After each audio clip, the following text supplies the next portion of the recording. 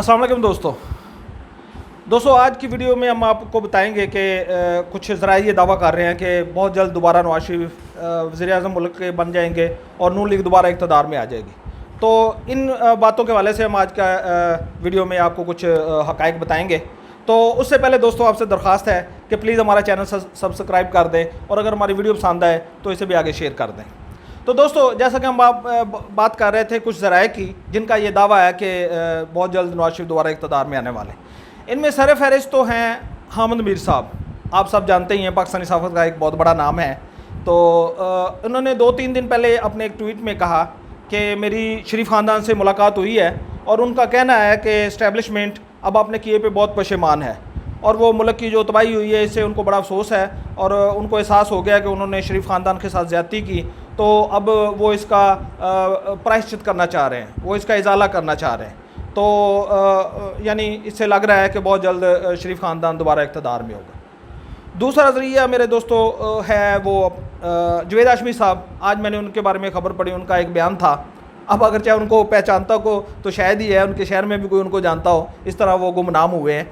तो उन्होंने कहा है जी कि मुल्क का बेड़ा गर्क हो गया है, कोई तरक्याती काम नहीं हो रहा है। इससे तो नवाज शरीफ का दौर बहुत बेहतर था, बहुत से तरक्याती काम हो रहे थे, मुल्क में तरक्की हो रही थी। तो इंशाल्लाह बहुत जल्द शरीफ ख़ानदान दोबारा इक़्तिदार में आएगा और मुल्क दोबारा तरक्की की बुलंदियों को छुएगा। ये हाशमी और बागी साहब का बयान था। मैं आपको अपना ज़ाती एक तजर्बा बयान करना चाहूँगा कि आज से कोई 4-5 माह पहले फैसलाबाद में हम अपने एक ख़ानदानी पुराने दोस्तों से मिलने गए बड़े अरसे बाद। तो ये दोस्त नून लीग से तल्लक़ रखने वाले बड़े ठीक ठाक मुअज़्ज़ज़ शरीफ और साबिक़ इक़्तिदार लोग हैं। यानी ये मुख्तलिफ़ हलकों में भी इनका उठना बैठना है, इनके कुछ अजीज़ MNA MPA भी हैं। तो वहाँ पे एक और दोस्त भी आ गए जो बज़ात खुद हमज़ा शहबाज के करीबी दोस्तों में शुमार होते हैं। तो उन सब का कहना था कि सियासत पे बातें हुई तो उन्होंने कहा जी ये देख लीजिएगा आप, सिर्फ अगले 2 माह में आपको पता चल जाएगा कि क्या होने जा रहा है। ये नवाज शरीफ की हुकूमत ख़त्म हो जाएगी, इमरान खान की ख़त्म हो जाएगी और नवाज शरीफ साहब दोबारा इक़्तिदार में आएंगे। मैंने कहा ये कैसे, बाज़ार तो ऐसा कुछ नहीं लग रहा। उन्होंने कहा जी मैं पिछले दिनों जेल में नवाज शरीफ साहब से मुलाकात करके आया हूँ और वहाँ पर जो भी उनको मुलाकाती उनके पास मिलने जाता है, कोई 10 लाख का चेक दे रहा है, कोई 5 लाख का चेक दे रहा है, कोई किसी तरह अपनी वफ़ादारियों का सबूत पेश कर रहा है। तो मैंने कहा फिर इसका क्या मतलब हुआ? उन्होंने कहा जी इसका मतलब यही हुआ कि उन सब लोगों को पता चल गया है कि बहुत जल्द नवाज शरीफ दोबारा इक़्तिदार में होंगे, इस मुल्क के वज़ीर-ए-आज़म दोबारा नवाज शरीफ बनेंगे। तो इसलिए वो लोग अपने वफ़ादारियों और अपने वो सब कुछ कर रहे हैं। तो आप देख लीजिएगा सिर्फ 2 माह की बात है। खैर मुझे तो उनकी बात पे क्या यकीन आना था। मैंने कहा चलें ठीक है जी, 2 महीने भी कौन सा दूर है, अभी देख लेते हैं। खैर इस बात को 4-5 माह गुजर चुके हैं, अभी वो ऐसा कोई सीन नहीं बना। तो असल में दोस्तों ये सारे जो ज़राए इस किस्म की अफवाहें फैला रहे हैं, इस तरह के दावे कर रहे हैं और ये चाह रहे हैं, असल में ये इनकी कोई इन्फॉर्मेशन नहीं है, ये इनकी दिली ख्वाहिश है। इनकी ख्वाहिश है कि नवाज शरीफ और उसका ख़ानदान दोबारा बरसर इक़्तिदार आए ताकि इनकी वो पुरानी मौजें दोबारा शुरू हो जाएँ। जैसा आप सब जानते हैं, मेरा भी सहाफ़त से तल्लक़ है। ये हामिद मीर हो गया, जवेद चौधरी हो गया, इस तरह के जितने भी जो बड़े नामी ग्रामी साफ़ी हैं, सिर्फ 20 साल पहले की हिस्ट्री जो लोग इनकी जानते हैं, मैं भी जानता हूँ और जो लोग जानते हैं वो जानते हैं कि ये बिल्कुल गरीब फैमिली से तल्लक़ रखने वाले और इन लोगों के पास चलाने के लिए साइकिल तक नहीं होता था। अब नवाज शरीफ हुकूमत की मेहरबानियों से नवाज शरीफ इस मामले में बड़ा दयालु है कि वो सबको ख़रीद लेता है। उनका मामला एक ओलेक्स जैसा मामला है कि ओलेक्स का मोटो है कि बेच डालो, उनका मोटो है कि ख़रीद लो, कोई भी है उसकी कीमत है उसको दो और ख़रीद लो। तो ये सारे इसी तरह के बिकाऊ लोग थे जिन्होंने अपने कलम को नवाज शरीफ लोगों की वो मदासराई के लिए और उनकी बड़ाइयों के लिए वक़फ़ किया हुआ था। आप लोग जानते ही हैं, अक्सर मीडिया पे आती रहती हैं पुरानी वो झलकियाँ। ये किसी भी टूर पे होते हैं नवाज शरीफ, शहबाज शरीफ, तो ये हामिद मीर हो गया, जवेद चौधरी और गुरीदा फ़रूक, इस टाइप जितने भी साफ़ी हैं, ये इनके दाएँ बाएँ इनकी गोद में बैठे होते थे और जो इनका फिर वो मिशन था वो तो आप सब जानते ही हैं। तो अब जब से ये ख़ानदान ज़ेरे अताब आया है तो इनकी भी मौजें ख़त्म हो गई हैं। इन लोगों को जो बड़े बड़े ठेके मिलते थे, इनके रिश्तेदारों को जो बड़ी बड़ी जॉब्स पे रखा गया था और इनको जो गवर्नमेंट के फ़ंड से बहुत बड़े मुख्तलिफ़ मदों में एहतियात दिए जाते थे, वो सारे अब ख़त्म हो गए हैं। तो ये तिलमिला रहे हैं, कुलबुला रहे हैं, और इनके अंदर की एक शदीद ख्वाहिश है जो एक इस तरह की इंफॉर्मेशन का सबब बन जाती है कि इनको ये ख्वाब आते हैं कि नवाज शरीफ दोबारा इक़्तिदार में आए तो इनकी वो मौजें दोबारा से शुरू हो जाएँ।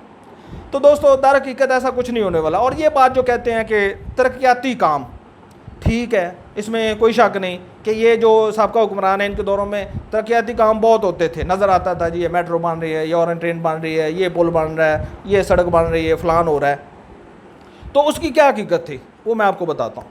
अभी चंद रोज़ पहले मेरे एक कज़न है, वो उनके पास में बैठा था, तो उनके एक दोस्त हैं MPA, बड़े अच्छे इंसान है, अगरचे वो नून लीग के MP है लेकिन उनके बड़े करीबी दोस्त हैं और बहुत नाइस आदमी वो MPA। वो खुद बिल्कुल किसी करप्शन में मुलव्वस नहीं, ना किसी को करने देता है।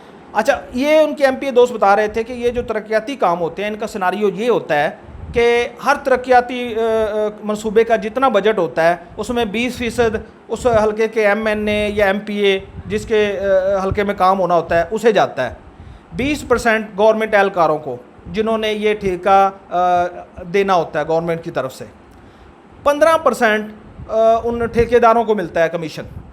अब आप देख लें कि फ़र्ज़ कर लें 1 करोड़ का प्रोजेक्ट है, किसी जगह पर सड़क बिछानी है, 1 करोड़ में 20 लाख उस MPA या MNA को मिलेगा जिसको ये ठेका यानी जिसके हल्के में ये काम होना है। 20% उस सरकारी एहलकार का होगा जो इनको ठेका देगा, यानी जो इसको मंजूर करेगा गवर्नमेंट की तरफ से, और 15% जो ठेकेदार होगा।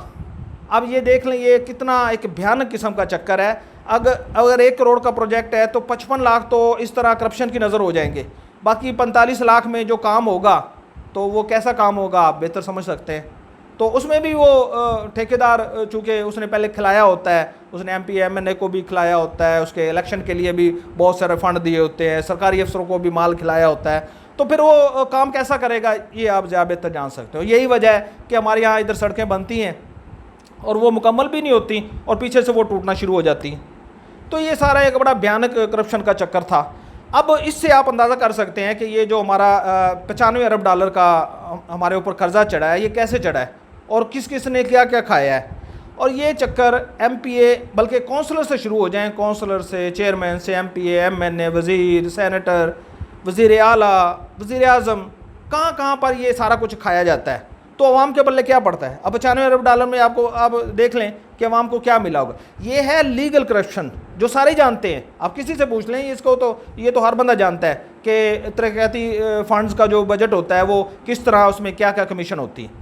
तो ये लीगल करप्शन तस्वर होती है। तो जो इससे हट के वो कितनी होगी, तो इससे आपको बखूबी अंदाज़ा हो जाएगा कि ये तरक्याती काम क्यों ये लोग बड़ा ये हुकूमतें करती थी, क्योंकि इनमें इनका खाने पीने का सिस्टम चलता था, इनके ये सारे लल्ले तलल्ले चलते थे, इसलिए ये तरक्याती कामों की तरफ बड़ा तवज्जो करते थे। और ये इन्होंने कभी तालीम पे, सेहत पे और ऐसे कामों पे जिससे कौमें बनती हैं ऐसे काम इन्होंने नहीं किए, क्योंकि इनको कौम नहीं चाहिए, इनको तरक्याती सड़कें पुल ये चाहिए, क्योंकि इनमें इनके अरबों करोड़ों के खांचे चलते हैं, तो इसलिए इनको तरक्याती कामों से बहुत मोहब्बत थी। तो दोस्तों ये हकीकत थी। और ये वो ज़राए हैं जो ये दावा कर रहे हैं कि बहुत जल्द नवाज शरीफ, असल में ये इनकी अंदर की ख्वाहिश है और इनकी दुआएं हैं कि या अल्लाह फिर से वो दिन ला।